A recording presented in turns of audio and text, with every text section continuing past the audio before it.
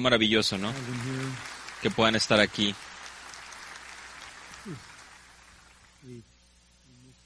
Habíamos extrañado esto. Estamos muy contentos de poder estar juntos, ¿no? Somos el único lugar abierto en Los Ángeles.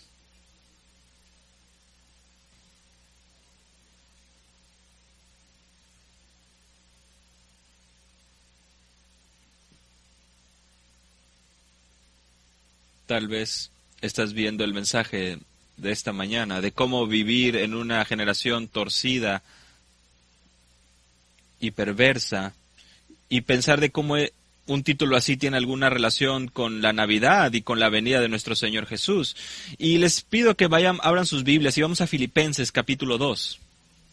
Fue hace varios meses que vimos esta porción de la Escritura con detalle, y me gustaría regresar a partir del versículo 5 y vamos a leer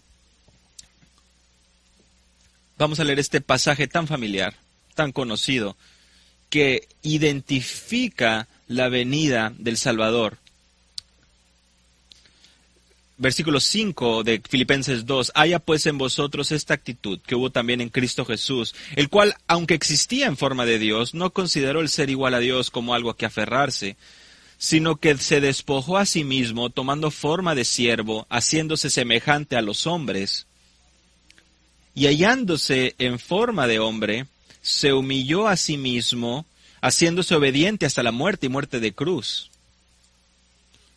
Por lo cual también Dios le exaltó hasta lo sumo y le confirió el nombre que es sobre todo nombre, para que en el nombre de Jesús se doble toda rodilla de los que están en el cielo y en la tierra y debajo de la tierra,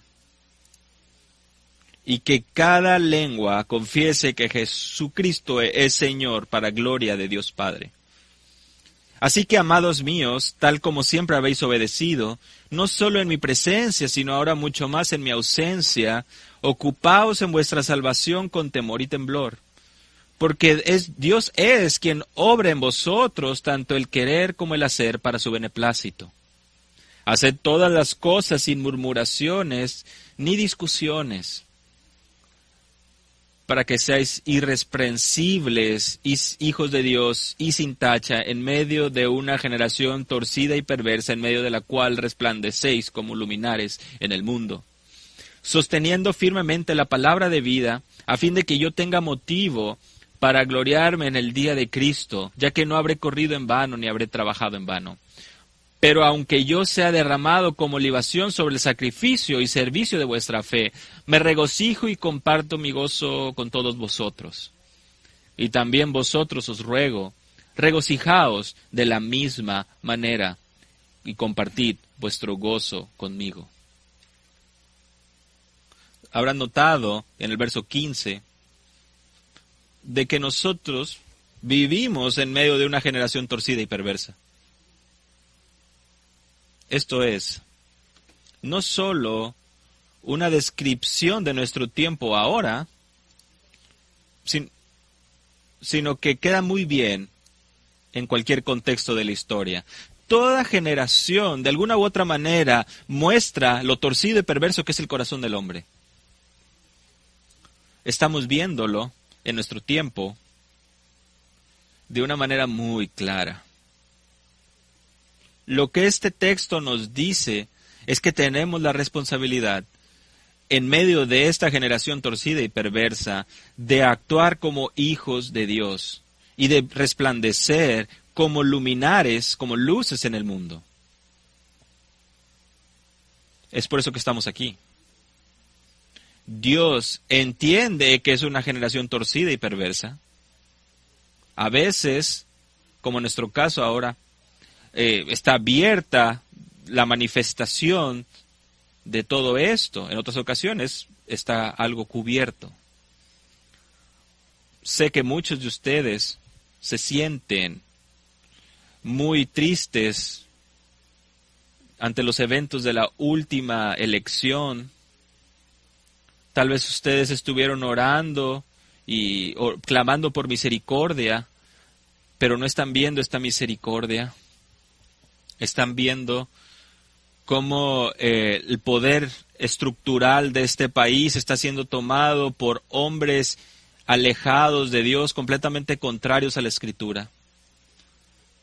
Es muy fácil poder llegar a un desánimo, sobre todo si ustedes, y si alguno de ustedes tiene ese amor por la verdad. Perseguimos esa verdad, perseguimos esa justicia, pero nuestra generación está tan profundamente arraigada en pecado que es tan difícil. Y ahora tenemos portavoces de esta maldad con poder político gobernándonos. Amamos a la familia, nutrimos a nuestra comunión, pero tanto los medios de comunicación como nuestros líderes destruyen esto. Vemos cómo líderes afirman la homosexualidad, transgénero, pornografía, maldad, etcétera. Y ahora estas personas que son portavoces de estos pecados tienen más poder. El matrimonio, la familia, seguramente no sobrevivirá. Y todo lo que destruye la familia y al matrimonio comenzará a recibir el respaldo de la ley.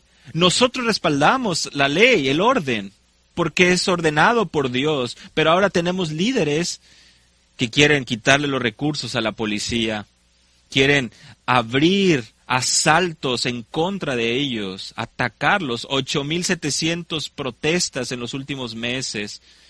574 de esto fueron disturbios y al menos 2,000 policías fueron lesionados. Todo esto fue coordinado y organizado. Y solamente uno de estos incidentes causó un daño de $70 millones. Y la policía solamente podía ver y apreciar mientras todo esto sucedía. Tememos por nuestra seguridad y la de nuestros hijos. Y es que líderes que desean este descontrol están en control. Y nosotros amamos la iglesia. Y estamos aquí, hemos luchado para poder tener esta reunión, para poder estar aquí. Y Dios ha mostrado su gracia para con nosotros. Pero sabemos que la persecución va a aumentar en contra de la verdad. Y toda nuestra generación se va cayendo cada vez más profundo. Y cada vez van en contra de la Escritura de una manera más radical.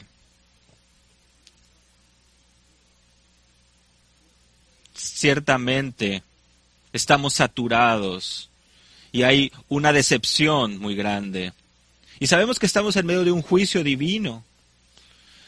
El Señor nos ha permitido estar viviendo en medio de todo esto, mentes reprobadas, una revolución sexual. Nuestra nación está en juicio, está recibiendo ira. Y parte de este juicio va a venir de parte de aquellos que nos gobiernan. Deseamos misericordia en medio de este juicio, pero parece que una nueva fortaleza, un nuevo ejército se ha levantado. Son agentes de Satanás. ¿Y cómo vamos a responder? ¿Cuál va a ser nuestra reacción a todo esto? Nos da un sentido de miedo acerca de lo que depara el futuro para nuestros hijos, para nuestros nietos. Mientras más vemos los pecados de esta generación y vemos cómo esto repercute en las siguientes generaciones. Quiero hacerles una pregunta que Francis Schaeffer hizo hace varios años cuando dijo, ¿cómo entonces debemos vivir? ¿Cómo entonces debemos vivir? ¿Qué hacemos ahora? Y yo creo que tenemos la instrucción en esta porción de la Escritura, aquí en Filipenses 2. Y quiero que podamos verla en perspectiva, en un ambiente un poco más amplio, al ver este pasaje. Me gustaría que pudiéramos ver 3 puntos muy simples de este texto. 3 puntos muy simples. Realidades básicas para navegar en este tiempo. Número 1, ¿dónde estamos? Número 2, ¿quiénes somos? Y número 3, ¿cómo debemos vivir? Todo está aquí para nosotros. Vamos a empezar con el punto número 1. ¿Dónde estamos? Versículo 15. Estamos en medio de una generación torcida y perversa. Ahora, esto es cierto en el contexto de los filipenses en aquel tiempo, una ciudad ubicada en el noreste de Macedonia, la parte de Grecia, lo que ahora conocemos como Grecia. Era una ciudad muy, muy ocupada. Se encontraba por ahí una ciudad con mucho comercio. Había varios manantiales, había un río, Strymon. Así que tenían suficiente agua. Fue descubierta, fueron descubiertas varias minas de oro, así que era atraído por muchas personas. El venir a Filipos era muy conocido por sus minas de oro.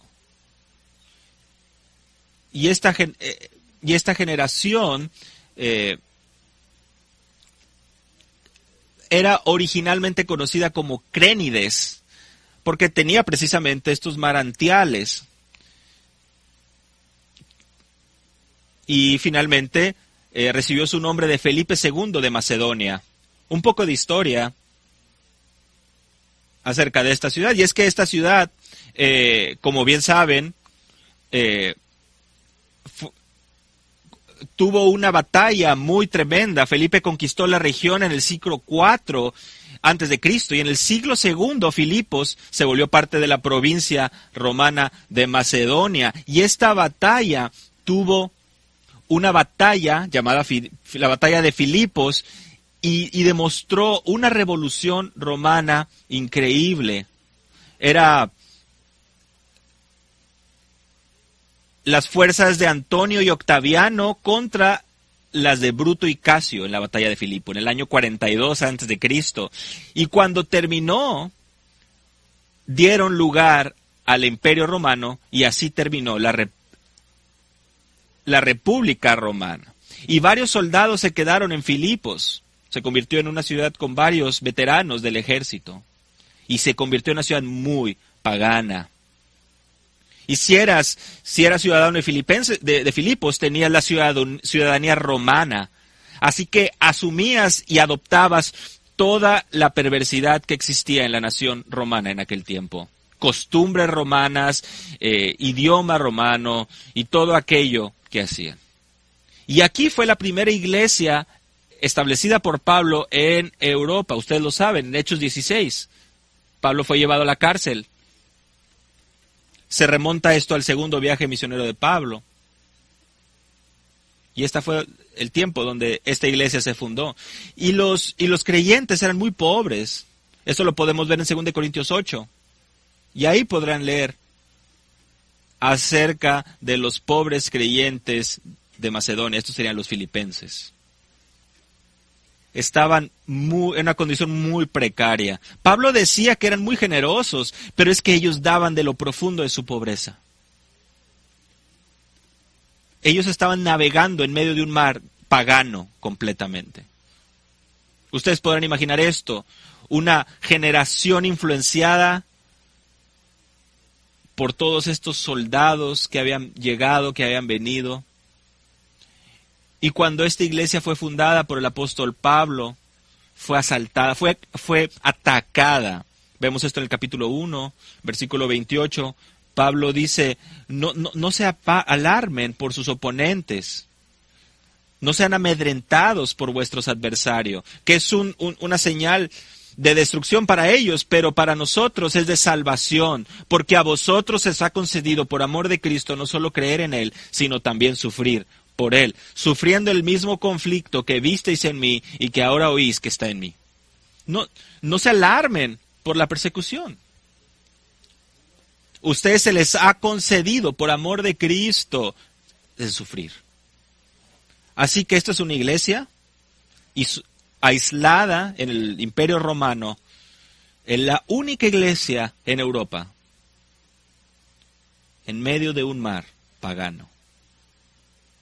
Y para poner las cosas en peor perspectiva, La iglesia fue atacada por enseñanzas falsas. Vean el capítulo 3, versículos 2. Cuidaos de los perros, cuidaos de los malos obreros, cuidaos de la falsa circuncisión. Un ataque. Versículo 18 del capítulo 2. Son enemigos de la cruz de Cristo, porque su Dios es su perdición, Dios es su apetito, cuyo Dios es su apetito y cuya gloria está en su vergüenza. Solo piensan en las corres terrenales. Ellos se enorgullecen de su maldad. Esta es una iglesia pobre, es una iglesia perseguida, es una iglesia que está siendo asaltada y atacada por falsos maestros, es una iglesia batallando con falta de unidad. Y seguramente estamos familiarizados con esto. En el capítulo 2, si hay algún consuelo, si hay algún afecto, hacer mi gozo completo siendo de mismo sentir y tengan un propósito. No hagan nada por sus propios intereses. Consideren al prójimo como uno mayor a uno mismo. No vean por su propio interés, sino vean por el prójimo. Versículo 4, versículo 2, vean a Evodia y Síntique, que se les pide que vivan en armonía de manera pública. Y alguien tenía que venir a ayudar a estas mujeres y que puedan arreglar su vida. Esto es difícil. La única iglesia en Europa, en medio del paganismo, pobres, perseguidos, atacados por falsos maestros y internamente una falta de armonía, de unidad latente.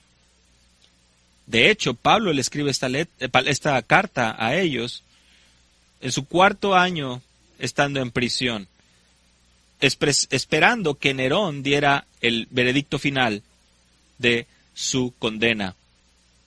Esta carta, esta epístola es llamada la epístola del gozo.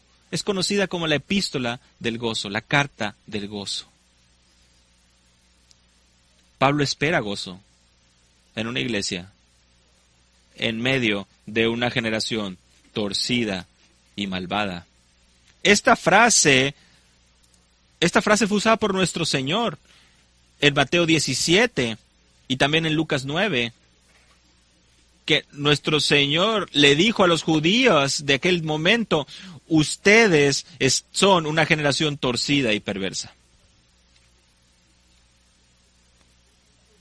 Esta es una descripción general del mundo realmente. Torcida, en el verso 15, es la palabra griega skolias, de lo que nosotros obtenemos escoliosis, de la espina dorsal, del coraje. Significa desviarse, desviarse. Es una generación de unas personas, de una generación, de unas personas que están completamente torcidos, van en la dirección incorrecta. Vean Proverbios 2:11. La discreción velará sobre ti, el entendimiento te protegerá para librarte de la senda del mal, del hombre que habla cosas perversas, de los que dejan la senda de rectitud para andar por los caminos tenebrosos, de los que deleitan en hacer el mal y se regocijan en las perversidades del mal, cuyas sendas son torcidas y se extravían en sus senderos. Proverbios 2:11 al 15. Y desde aquí ya vemos la realidad y la descripción perfecta de lo que sucede en el mundo. Y como pueden ver, esa misma descripción se repite en las palabras de nuestro Señor y en el contexto de los filipenses. Proverbios 21:8 nos dice acerca de lo mismo. Isaías también habló acerca de los mismos. Isaías dice básicamente lo mismo que ya los demás han mencionado. Escuchen Isaías 59, versículo 7 y 8 del capítulo 59. Sus pies corren al mal y se apresuran a derramar sangre inocente. Sus pensamientos son pensamientos de iniquidad. Desolación y destrucción hay en sus caminos. Camino de paz no conocen, y no hay justicia en sus senderos. Han torcido a su favor las sendas, cualquiera que ande en ellas no conoce la paz. torcida y perversa. Nada nuevo. En Hechos, capítulo 2, versículo 40, escuchen esto, Hechos 2:40. Sed salvos de esta perversa generación. No estamos sorprendidos de esta perversión. Dios ya nos lo había anunciado. Y perversa, esta segunda palabra, son sinónimos. Diastrefon significa distorsionar, pervertir. La primera palabra significa doblar o desviar o torcer. La segunda palabra significa distorsionar o pervertir. Y eso es lo que encontramos en nuestro tiempo hoy.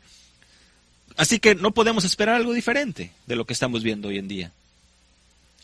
Nuestro país, nuestra nación, nuestro mundo ha regresado, digamos, que al punto número 1 acerca de la perversión, al poder ver la manera en que se ha desviado en tanto creencia como en inmoralidad. El apóstol Pablo está dibujando este juicio de torcida y perversa generación, porque esto viene y lo está tomando de Deuteronomio, capítulo 22, y lo vamos a ver más adelante. Y esto es esencialmente una referencia de la cual nuestro Señor estaba hablando en Mateo 19 y Lucas 9. Así que la historia de Israel y de las palabras de Jesús, culpando a los judíos de aquel tiempo, Pablo usa esta frase para poder mostrar esa diferencia entre el mundo y los creyentes. Torcidos y perversos. El término generación no significa tanto una raza o una nación, pero significa aquellos que están vivos en un determinado tiempo. Gente que está viva en un determinado tiempo. Todos aquellos que odian al Señor. Y es donde vivimos. Es donde estamos. Y esto es exactamente donde el Señor quiere que estemos. ¿Saben? Cuando el Señor oraba su oración en Juan 17, en el versículo 15, esto es lo que le dice al Padre acerca de nosotros. No te ruego que los saques del mundo,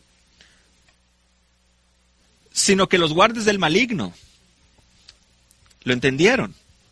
No te ruego que los saques del mundo, Padre, sino que los guardes del maligno.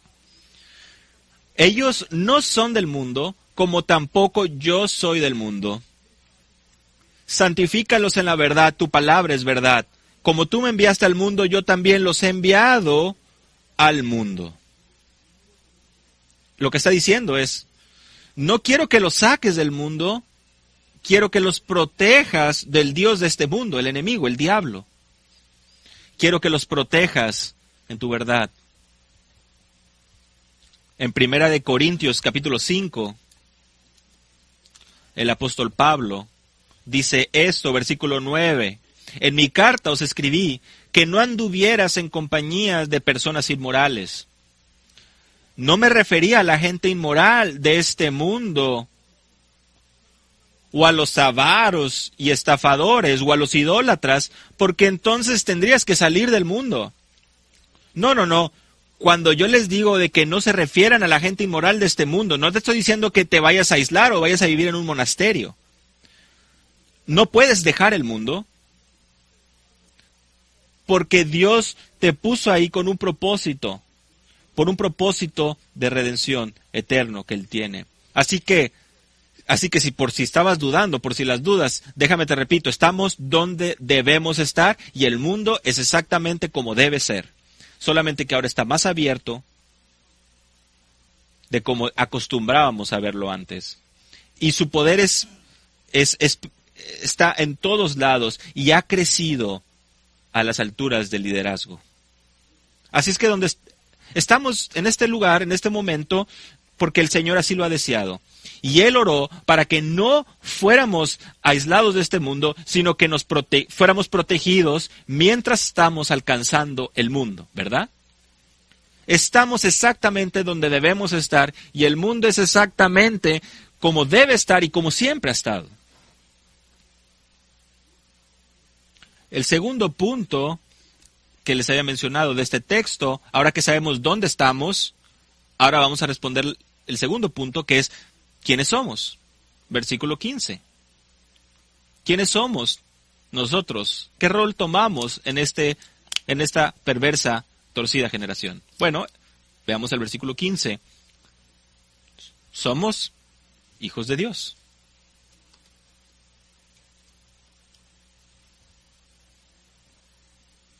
Sin tacha. Y somos luminares en el mundo.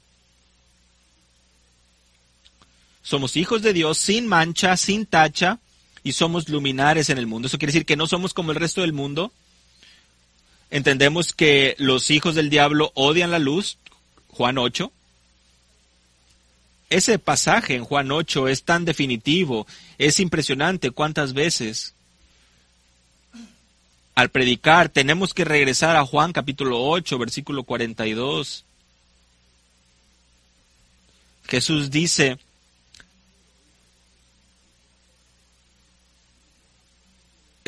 pues no ha venido por... Jesús dijo, si Dios fuera vuestro Padre me amarías, porque yo salí de Dios y vine de Él, pues no he venido por mi propia iniciativa, sino que Él me envió. ¿Por qué no entendéis lo que digo? Porque no podéis oír mi palabra. Sois de vuestro padre el diablo, y queréis hacer los deseos de vuestro padre. Él fue un homicida desde el principio, y no se ha mantenido en la verdad, porque no hay verdad en él. Cuando habla mentira, habla de su propia naturaleza, porque es mentiroso y el padre de la mentira. Pero porque yo digo la verdad, no me creéis. ¿Entiendes esto? Si hay una característica de este mundo, es que son asesinos y mentirosos. Son asesinos y mentirosos, porque su padre, el diablo, es el más alto mentiroso y homicida. ¿Te sorprendes cuando escuchas mentiras de las personas? No te sorprendas. Su padre es la fuerza en ellos que justifica la mentira.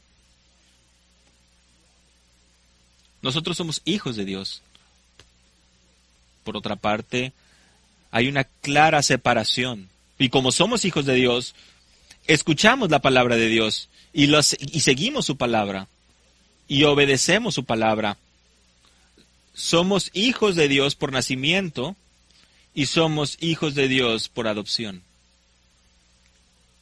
Estamos cubiertos en ambos lados. Leí hace un momento Juan 1:12, aquellos que le recibieron, aquellos que creen en su nombre, les dio la potestad de ser hechos hijos de Dios. Esto es repetido en varias ocasiones en el Nuevo Testamento, que somos hijos de Dios y no somos hijos del diablo. Primera de Juan 3:10, por esto la diferencia entre los hijos de Dios y los hijos del diablo. Todo aquel que no practica la justicia no es de Dios, tampoco aquel que no ama a su hermano. Así que podemos ver claramente una falta de amor en aquellos que no aman a Dios. Ese es su pecado, aquellos que no practican la justicia, y es exactamente la descripción de un hijo del diablo. Es un tema común y recurrente en esta generación, y lo podemos ver desde el principio. Primera de Juan 3:1. Mirad con un amor nos ha otorgado el Padre para que seamos llamados hijos de Dios, y eso somos. Por esto el mundo no nos conoce, porque no le conoció a Él. Somos los hijos de Dios, y ellos no lo saben. Porque la gloriosa manifestación de los hijos de Dios no les ha sucedido.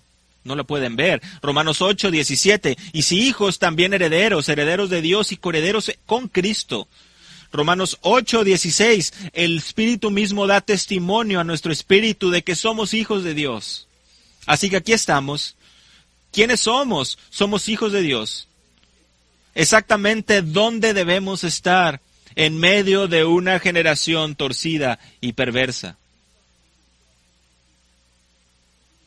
Y número 2, somos luminares en el mundo. Foster. Es un término usado en referencia al sol, a la luna, a las estrellas. De la misma manera que el sol, la luna y las estrellas brillan, así nosotros somos llamados a brillar. Nosotros brillamos como luminares en medio de la oscuridad del enemigo. Me encanta este pasaje, esta frase.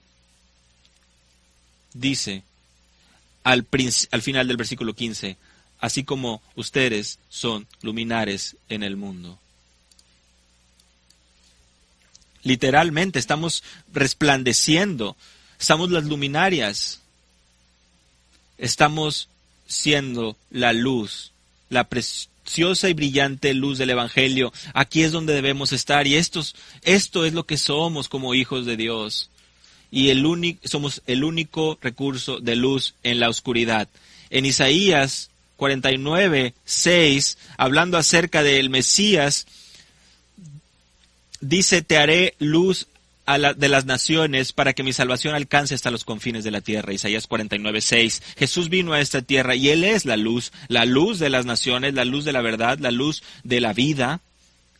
Y Él vino a morar en nosotros para que nosotros también pudiéramos brillar en este mundo.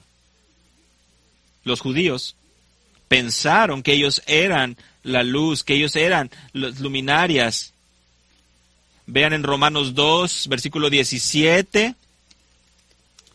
Pero si tú que llevas el nombre judío y te apoyas en la ley, que te glorías en Dios y conoces su voluntad, que apruebas las cosas que son esenciales, siendo instruido por la ley, y te confías en que eres guía de los ciegos, luz de los que están en las tinieblas, instructor de los necios, maestro de los faltos de madurez, que tienes en la ley la expresión misma del conocimiento y de la verdad. Tú pues que enseñas a otros, ¿no te enseñas a ti mismo? Tú que predicas que no debes robar, ¿robas? Tú que dices que no se debe cometer adulterio, ¿adulteras? Tú que abominas a los ídolos, ¿saqueas templos?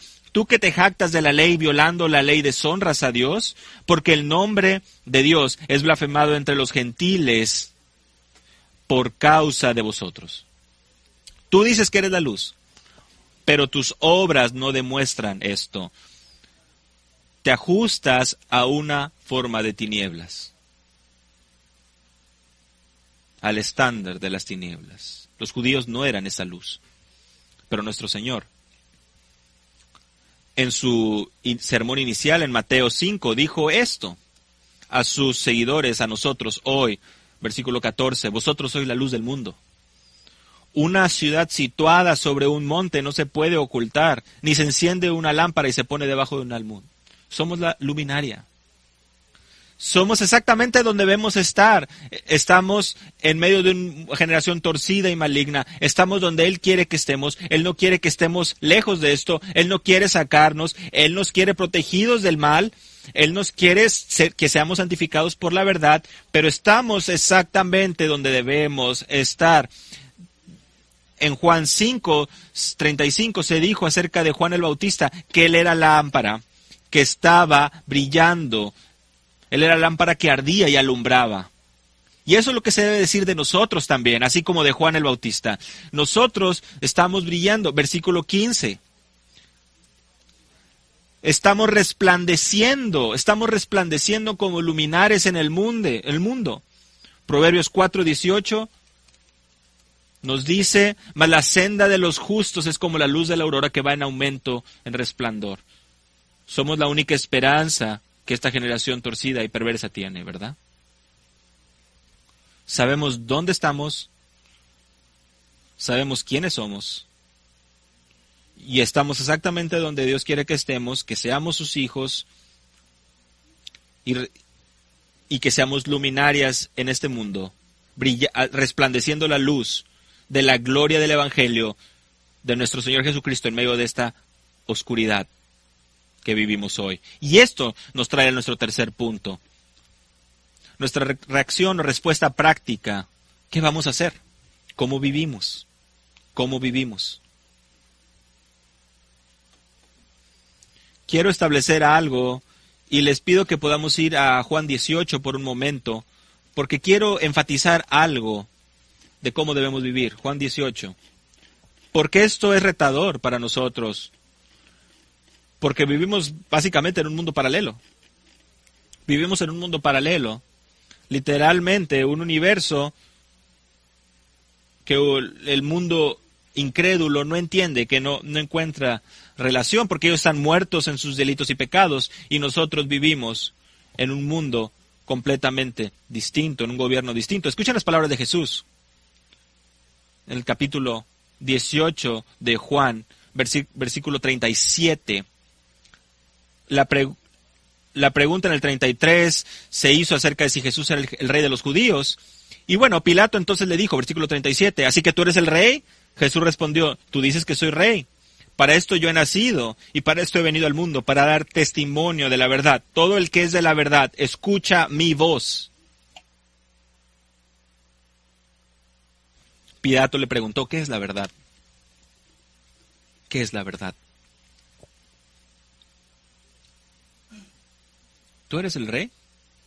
Vean el versículo 36. Sí, mi reino fuera de este mundo, pero no lo es. Mi reino no es de este mundo. Mi reino, su reino, el reino que le pertenece a él. Le intentaron ser el rey, él no lo permitió. Y esto es lo que está diciendo, escuchen atentamente. Su reino no tiene conexión a ningún reino de este mundo. ¿Lo entienden? No tiene ninguna relación, no tiene ninguna conexión. Todo el mundo está en las manos del maligno. Nosotros hemos sido rescatados del mundo de tinieblas a su mundo de luz. En Colosenses 1 podemos ver esto. Déjenme ver si lo puedo deletrear. El reino que pertenece a Cristo trasciende este mundo. No tiene su poder, no tiene su origen, ni tampoco su éxito de este mundo, ni su duración. Nada tiene que en relación con este mundo. El título real de nuestro Señor Jesús, su autoridad, no se deriva ni depende de ninguna persona, institución, fuerza, energía, esfuerzo o derecho. Su dominio es eterno y viene solamente de su naturaleza gloriosa como el Hijo de Dios. Su poder no es dado o tomado por nadie. Su poder, su autoridad, no puede, por ningún esfuerzo o asalto limitado, disminuido, alterado, removido o reemplazado. Su dominio es completo, es entero, es por siempre, traspasa el tiempo y va permaneciendo sobre cada alma. Y nada de este poder viene de algo creado. Un día, Él va a reinar sobre toda creación con una vara de hierro. Salmo 2, Apocalipsis 20. Y lo hará en justicia y en verdad. Así que Jesús le dio el testimonio, le dio el manifiesto de su reino. Y es el mejor de los reinos, el que trasciende. Está bien dicho, bien obrado, bien descrito en Apocalipsis capítulo 11. Ustedes lo recordarán bien. Apocalipsis 11, tan glorioso. 24 ancianos dándole gracias a Dios porque eres y el que eras, porque has tomado tu gran poder y has comenzado a reinar. Versículo 18, y las naciones se enfurecieron, y vino tu ira, y llegó el tiempo de juzgar a los muertos, y de dar la recompensa a tus siervos los profetas, a los santos y a los que temen tu nombre, a los pequeños y a los grandes, y de destruir a los que destruyen la tierra. Versículo 19, el templo de Dios que está en el cielo fue abierto, y el arca de su pacto se veía en su templo, y hubo relámpagos, voces y truenos, y un terremoto, y una fuerte granizada. Vamos al versículo 15 de regreso. ¿A qué se refiere esto? El reino del mundo ha venido a ser el reino de nuestro Señor y de su Cristo, y Él reinará por los siglos de los siglos. Esto viene.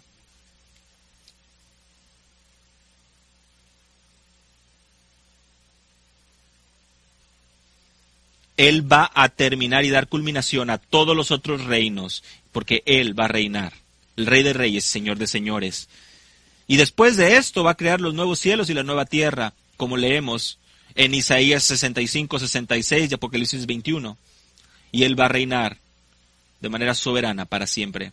Por ahora, el reino de Dios no está en su modo milenial, es un reino espiritual, separado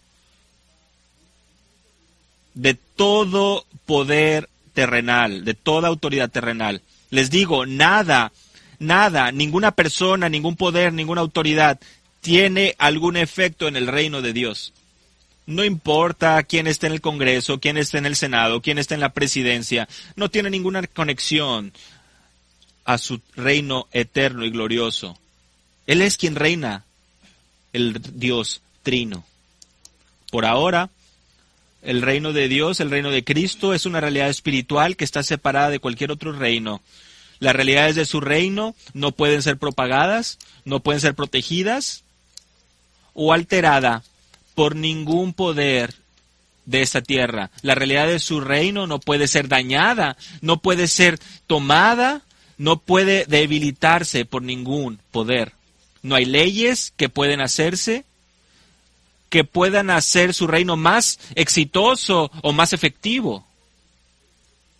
Nada, no hay nada, ningún rey, ningún poder, ninguna persona, no hay nada que puedan hacer en su esfuerzo temporal que pueda disminuir el poder de su reino. Por ahora, su reino está en el corazón de aquellos que creen en Él. Él es nuestro Rey. Y la iglesia está, y es precisamente donde la iglesia está fundada en la verdad. Es donde vivimos. Y empezamos con ese fundamento. ¿Dónde estamos? Es exactamente donde Él quiere que estemos.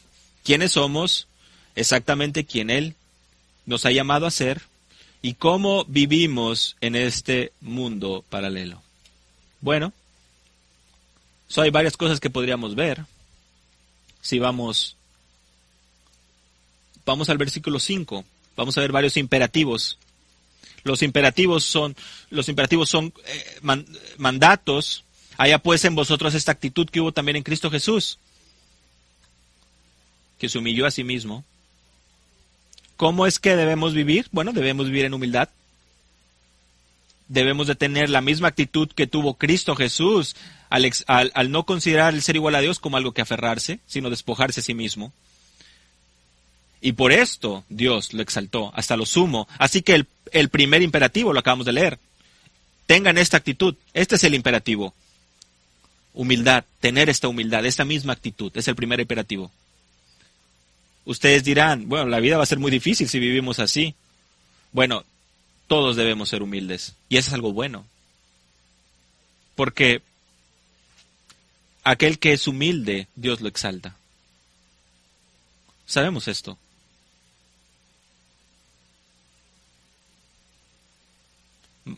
Mike predicó hace unos domingos, 2 de Corintios, que sabemos de cómo él siendo rico se hizo pobre y de que su pobreza podamos ser ricos. Dios se humilló. Cristo Jesús vino a esta tierra, Dios hecho hombre, y nos dio y puede darnos las riquezas de su gloria. En el versículo 4 del capítulo 2, nosotros somos llamados a buscar los intereses de los demás. Primera de Pedro, capítulo 2, somos recordados que Cristo vino a ser un sacrificio no solo para nosotros, sino también para vivir como un ejemplo para nosotros, para que podamos seguir sus pisadas. Santiago 4:10, humillaos pues bajo la poderosa mano de Dios, y Él nos exaltará. Toma el sufrimiento.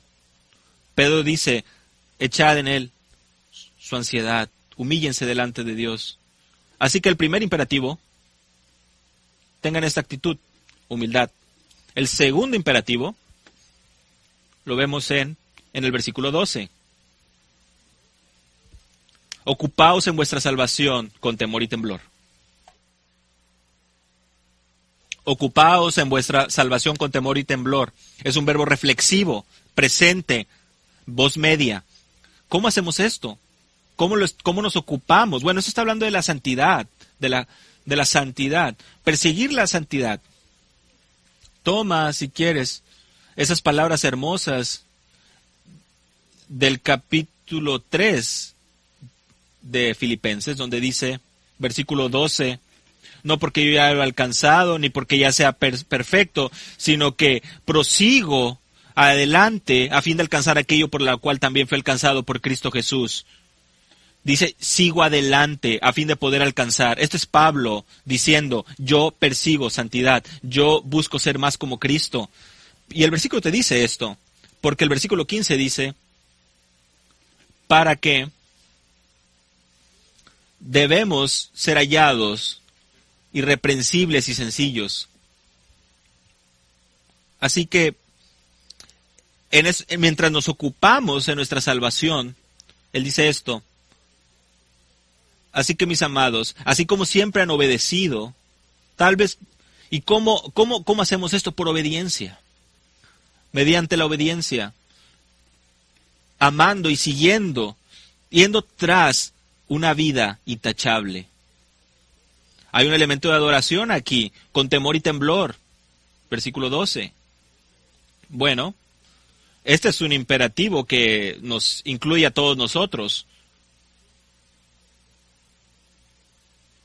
Traer a la culminación, que persigamos esto hasta culminarlo.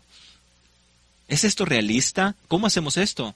Él es realista porque el versículo 13 dice que es Dios quien obra en vosotros el querer como el hacer para su beneplácito.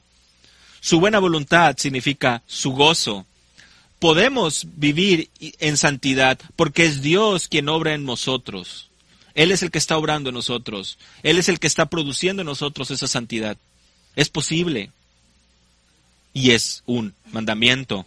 Así que, ¿cómo vivimos en esta tierra? Bueno, vivimos en humildad y vivimos en santidad. Y hay otras que se nos mencionan al final del texto. Vamos al versículo 16. Sosteniendo firmemente la palabra de vida. Es la traducción sosteniéndola hacia adelante, ese sentido de ir para adelante, porque está hablando proclamar la verdad. La palabra de vida puede ser Cristo, puede ser el Espíritu Santo, porque la palabra de vida es la palabra de Dios. La palabra de vida nos habla de todo, la Trinidad. Dios, Cristo, el Hijo, el Espíritu Santo, la vida, y esta vida viene a través del Evangelio. Así que, ¿qué estamos llamados a hacer? A ser humildes, a ser santos y a ser fieles en proclamar la palabra que da vida. Sabemos esto, es la gran comisión. Es por eso que estamos aquí. Proclamar en medio de esta generación desviada, torcida, perversa, maligna, el mensaje del Evangelio de Jesucristo. Hay un cuarto llamado, y eso lo vemos en el versículo 18. Regocijaos de la misma manera. ¿A qué se refiere? Bueno, yo me regocijo en mi sacrificio. Vean lo que dice Pablo en versículo 17. Él está como siendo... es como pensar en el sacrificio cuando vacían la sangre en medio del sacrificio. Es ese derramado. Este sacrificio tiene que ver con despojarse, con dejar todo ahí. Y Pablo se regocija en el poder vaciarse de esta manera. Y Pablo les llama y les dice, regocíjense de la misma manera. Va a haber sacrificio, va a haber dificultad, pero somos llamados a regocijarnos. Así que, ¿cómo vivimos en medio de esta generación desviada y torcida? Vivimos en humildad, vivimos en santidad, proclamando la verdad y agradecidos, gozosos. Todos estos son esenciales. Y no es exactamente el punto, ¿eh? Te voy a dar el punto ahora. Vamos al versículo 14. Al versículo 14, vayan conmigo. Aquí está el imperativo que está conectado con el versículo 15. Haced todas las cosas sin murmuraciones ni discusiones. Aquí hay algo muy práctico.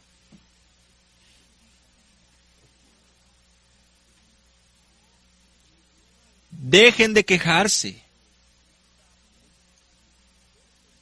Esto es como debemos y probamos que somos santos y que somos piadosos en medio de una generación perversa y torcida. Es la manera en que probamos que somos irreprensibles y sencillos. Deja de quejarte. Sí, somos humildes. Sí, somos santos. Sí, perseguimos y buscamos el gozo. Pero vean, estas palabras están en el plural. Tiene que ver con el quejarse, con el estar en discusiones.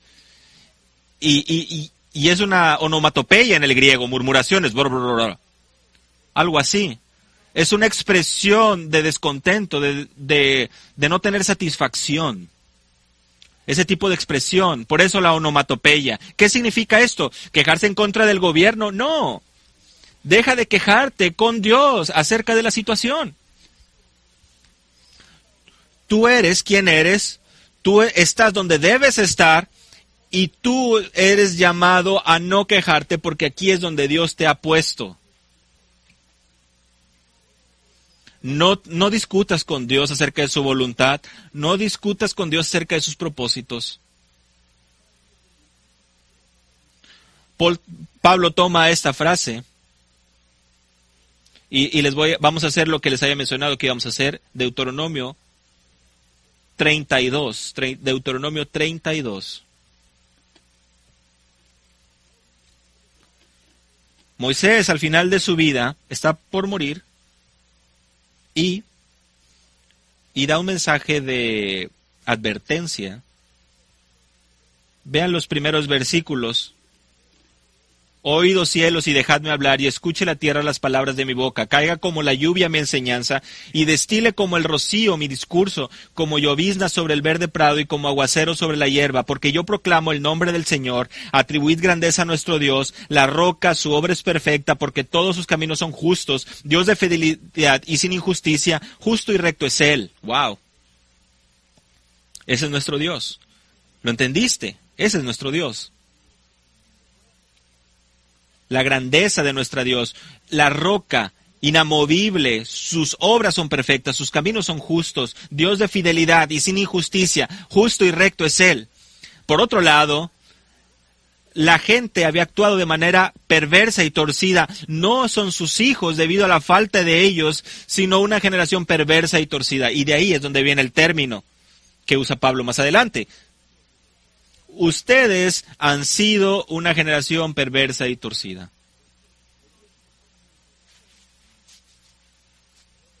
¿Cuál era la evidencia de esto? Bueno, había muchas cosas. Ciertamente, mucha idolatría. En el mismo capítulo, en el versículo 51, han roto su pacto conmigo. Han sido infieles, dejaron de confiar en Dios. Dice Dios, dejaron de confiar en mí. Esto es familiar, ¿no? Esto suena familiar. Esto es después de los 40 años. Vamos al principio, vamos a Éxodo 15. ¿Quién es el primero que se queja? Éxodo 5, 22 y 23. Es Moisés el primero que se queja. Es Moisés el que está dando. Él empezó como todo una persona que se quejaba. Éxodo 14 y subsecuentemente, no tenemos tiempo para ir por todo el relato, pero los israelitas se quejaban de todo. ¿Por qué estamos aquí? No nos gusta la comida, no nos gusta el agua. Interminables eran las quejas de estas personas, en el principio, en el medio y en el final. Y aún las personas más cercanas a Moisés, Ana y Miriam, Números 12, se quejaban. Y tanto así que Dios castigó a Miriam con lepra.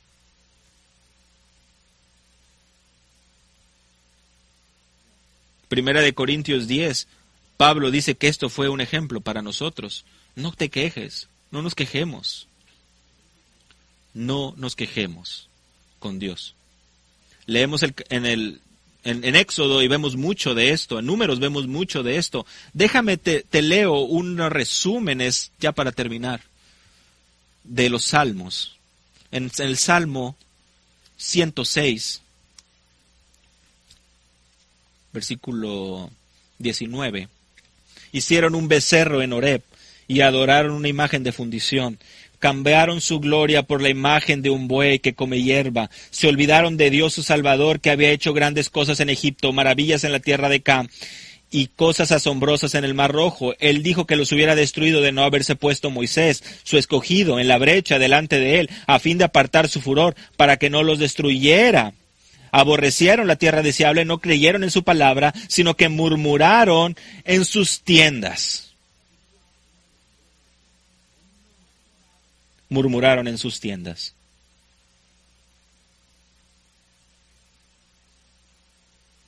Familiar, ¿no? Suena familiar. Me parece que algunos de ustedes han estado murmurando en sus tiendas porque no les gustan cómo las cosas han estado dándose. Salmo 78, versículo 17, pero aún siguieron pecando contra él, rebelándose contra el Altísimo en el desierto, y en sus corazones tentaron a Dios pidiendo comida a su gusto. Hablaron contra Dios y dijeron, ¿podrá Dios preparar mesa en el desierto? He aquí hirió la roca y brotaron aguas y torrentes se desbordaron. ¿Podrá también dar pan y proveerá carne para su pueblo? Por tanto, al oírlo, el Señor se indignó. Un fuego se incendió contra Jacob y aumentó también la ira contra Israel, porque no creyeron en Dios ni confiaron en su salvación. No creyeron en Dios, no confiaron en su salvación. Versículos 33. Él pues hizo terminar sus días en vanidad y sus años en terror súbito. Versículo 40. ¿Cuántas veces se rebelaron contra él en el desierto y le entristecieron en las soledades? Una y otra vez tentaron a Dios y afligieron al Santo de Israel. No se acordaron de su poder, del día en que los redimió del adversario. ¿Tú crees que alguien en este mundo podría hacer algo que pueda lastimar a la iglesia de Dios? Dios es nuestro protector. Dejemos de murmurar, dejemos de quejarnos, dejemos de cuestionar la voluntad de Dios. Dejemos de murmurar y cuestionar la obra de Dios. Su obra es para nosotros, está en nosotros y sale a partir de nosotros. Y lo que el mundo necesita ver es humildad, santidad, un testimonio de gozo, de hijos de Dios que brillan, resplandecen como luminares en el mundo. Y entonces así vamos a ser irreprensibles hijos de Dios. Quiero terminar con dos recursos de revelación divina. El primero es de David, Salmo 37. No te irrites a causa de los malhechores. No tengas envidia de los que practican la iniquidad, porque como la hierba pronto se va a secar y se marchitará como la hierba verde. Confía en el Señor y haz el bien. Habita en la tierra y cultiva la fidelidad. Pon tu delicia en el Señor y Él te dará las peticiones de tu corazón. Encomienda al Señor tu camino. Confía en Él que Él actuará. Hará resplandecer tu justicia como la luz y tu derecho como el mediodía. Confía callado en el Señor y espérale con paciencia. No te irrites a causa del que prospera en su camino, por el hombre que lleva a cabo sus intrigas. Deja la ira y abandona el furor. No te irrites, solo harías lo malo. Porque los malhechores serán exterminados. Pero ve esto, mas los que esperan en el Señor poseerán la tierra. Un poco más y no existirá el impío. Buscarás con cuidado su lugar, pero él no estará ahí. Mas los humildes poseerán la tierra y se deleitarán en abundante prosperidad. Y ahora, eso es de David. Son palabras de David.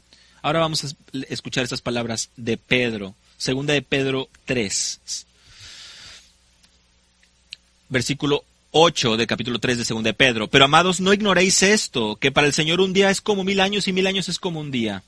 El Señor no se tarda en cumplir su promesa, según algunos entienden la tardanza, sino que es paciente para con vosotros, no queriendo que nadie perezca, sino que todos vengan al arrepentimiento. El Señor no va a venir a obrar hasta que todos aquellos que han sido llamados vengan al arrepentimiento. Pero el día del Señor vendrá como ladrón, en el cual los cielos pasarán con gran estruendo y los elementos serán destruidos con fuego intenso.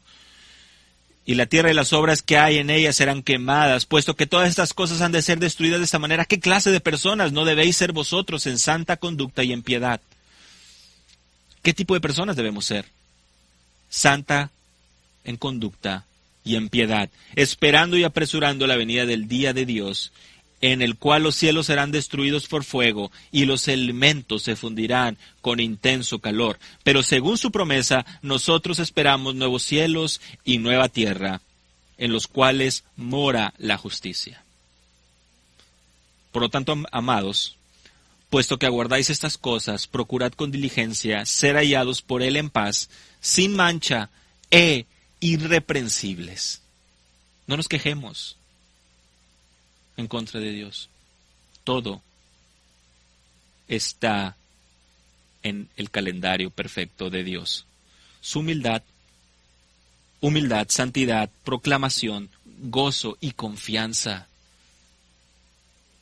Padre, te damos gracias porque nos has llamado, nos has reunido en esta hora de adoración y hoy podemos hacerlo gozándonos en nuestro Salvador. Gracias porque Él vino a buscar y salvar a los pecadores. Te damos gracias porque Él nos ha llamado ahora para estar en este mundo como instrumentos que, por virtud de nuestra fidelidad, de nuestra santidad, podemos mostrar ese gozo, esa confianza, esa santidad, sin importar lo difícil, sin importar el sacrificio que tengamos que hacer. Confiamos en ti. Permítenos vivir en completa confianza en tu palabra, en tus promesas, que sabemos que tú harás para tu gozo, para cumplir tus propósitos. Permítenos vivir en esta realidad. Elimina el miedo y las preguntas en nuestro corazón para que podamos proclamar tu gloria como hijos sin mancha, irreprensibles, resplandeciendo como luminares en este mundo oscuro. Gracias por este llamado y en el nombre de nuestro Salvador oramos. Amén. Tienes en tu Grace Today, en tu boletín, el canto que vamos a cantar juntos ahora.